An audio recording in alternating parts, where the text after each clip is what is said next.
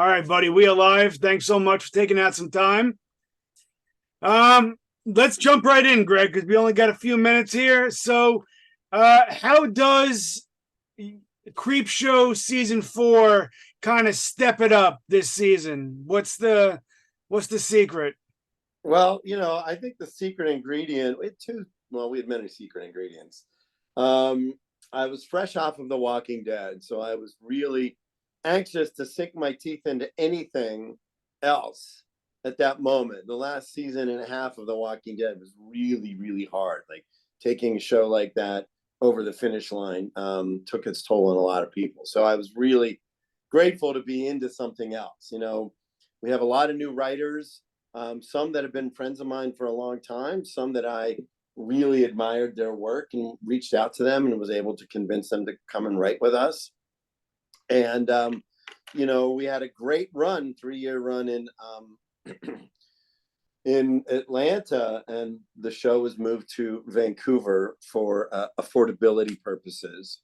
And I was really grateful. I thought that the crew that we had in Vancouver was fantastic. Production design, VFX and costumes and special effects and everybody. And, we didn't shoot as much interior stuff. When we shot seasons 2 and 3, we were in the middle of this thing called COVID. And we weren't allowed to go out. They didn't want us to be renting locations from people because they'd have to sterilize everything, which of course is absolutely ridiculous and ludicrous. However, we weren't able to go out as much. So I think the show has a lot of scale in it because we were able to use a lot of great locations in Vancouver. Sure, absolutely, man. And you directed 2 out of these 6 episodes. What would you say was your biggest challenge on these? Well, again, coming off of Walking Dead when I was massively burned out, it took a minute for me to sort of just step back up to the table again, and I read Cassandra in 20 minutes, which I absolutely fell in love with. Jamie Flanagan is one of the people that I watched Midnight Mass and absolutely loved it. And he wrote on that with his brother, Mike. And I reached out to him and just said, dude, I fucking love your stuff. Do you have anything for Creepshow? And he said, yeah, I'm not really. I don't think I have anything that fits that format. And within 20 minutes, he calls back and goes, wait, I think I got something. And sent the outline. It was so unique, so different that I was like, I absolutely want to direct this.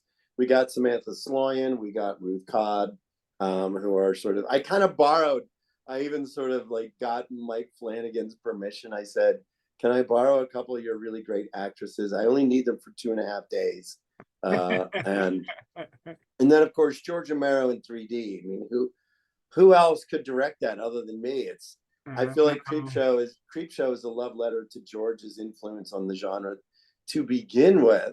So for me to be able to continue the legacy and really honor all of our genre directors that paved the road for people like me, John Carpenter, John Landis, Frank Darabont, Wes, Toby, Stuart Gordon, Mick Garris, all of my friends. I mean, the weird thing is they're still friends of mine. Drives me crazy. So, it's always interesting when I'm going through scripts because there's more scripts in this season that I would have loved to have directed. Okay. I loved Parent Death Trap. I thought it was funny. That's my sort of Peter Jackson homage to the Frighteners. So I thought it was really great. I loved Smile. I loved Grandmother's House. I really liked all the stories, even The Hat, which was my chance to do a little face hugger because I think the face hugger is one of the coolest creature designs around. So that was sort of my homage to Alien, That's wild, man. I was gonna mention about George Romero in 3D. I'm like, what was it like bringing the man seemingly back to life? That was pretty cool. I didn't expect that.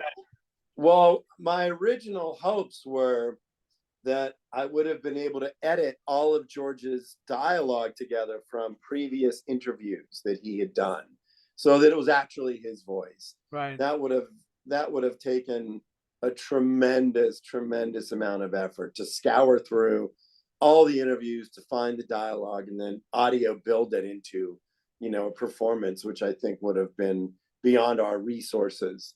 But, it was fun just getting into his head, knowing George the way I knew him, and that he loved 3D.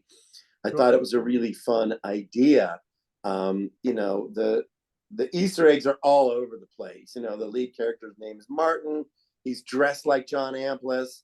The cast really nailed it. I loved all of them.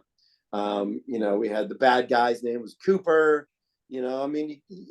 Sarah, Dawn was the girl. You can't really get away from it. But it just was, to me, it was really a lot of fun. And when I pitched it to the network, I said, guys, in the last 13 years, we've done everything that you can imagine with zombies, except invisible zombies. We've never done that. It's not that I don't think it's ever been done. So immediately I had this vision of this guy being held by this invisible force with his neck being torn out, blood spraying. And then you put the glasses on and you see the zombie. Like that had never been done before. So just that visual alone really got me excited about the show. Oh, that was a great episode, man. I loved it. So, were there any concepts that you wanted to use for season 4 that got sidelined that you couldn't bring to life? No, we don't really have a lot of opportunities to develop stuff that we can't shoot because we just don't have that kind of budget. So, we there's a lot of, the pre-production process is challenging because that's when you have a lot of fingers, giving you notes on scripts and, this character. And, as much as it's fun to do horror stuff, you have to care about the characters and you got to really get into them. I think a lot of the talent that we found in Vancouver, a lot of the local actors were fantastic. And I was really grateful because they were happy to do it. It was kind of fun. It wasn't just another gig for 3 days. The actors came into it really enthusiastic, really wanting it to be great. And you can feel that. On the first day of shooting, we were shooting Parent Death Trap. And, the two people that played the mom and dad, the ghosts, I kind of went up to them and said, guys, you really got to go for it. Like, your performances need to be over the top because you're ghosts. You have to exaggerate your reactions and everything needs to be really big because then it plays against your son, who's the straight man. You guys are, Abbott and Costello, and he's the straight guy. So they found that note tremendously liberating. They told me later that they were really grateful. So it was a lot of fun. It was hard, and I was still suffering a lot of PTSD from Walking Dead. But I'm grateful. The Spear Sisters, John Harrison, Justin Dick, who directed Cheat Code and Grandmother's House, John Esposito, who has written on Creepshow for several seasons. I gave him a chance to direct, and he directed Meet the Belascos. Yeah, a fantastic, great story. All of our stories have some relevance to what's going on in society today, and every great horror writer knows that you have to be relevant. Your stories need to say something about people or about the world, and I think especially John's script for Meet the Belascos, I think that and Cassandra in 20 Minutes really did that. I agree, man. That's sick. That's really good. So now that you got 4 seasons under your belt, what's next to come? Do you have any more holiday specials, animated specials, something along those lines? Well, we shot this last summer, and because of the extended schedule for Walking Dead, we weren't able to air this last Halloween like we wanted to. So AMC held on to it. I've been in France for the last year working on The Walking Dead with Daryl Dixon with Norman. And we're waiting on the word for season 5 of Creepshow. I got 3 projects in development at AMC. One of them is a Dean Koontz book. One of them is a espionage assassin killer story with Shane Black. And then there's another one that's a UFO story that we're just getting ready to start. So, and I got to go back to Paris and finish season 2 of Daryl Dixon, and then come back and start shooting my own stuff. Sure. That's awesome, Greg. I really appreciate it, man. That sounds awesome. I can't wait to see what you got coming up.